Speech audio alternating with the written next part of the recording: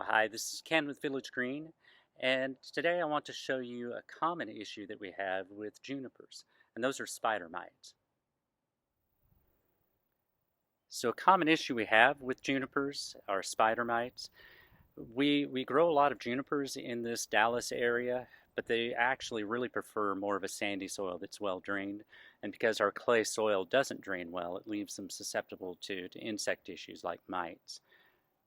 The classic way you can recognize mite problems in junipers is when you see individual limbs dying off like this, you probably have mites, and as you can see, it can do quite a bit of damage to the plant.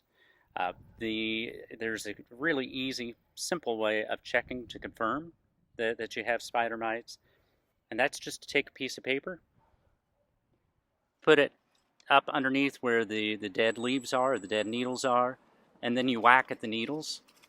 And when you do that, as you stare at the page, you're going to start seeing insects, tiny insects running around on that white page. Let me show you what that looks like. You can see they're pretty small, but they are easy to identify. And you can see they do some damage to the junipers.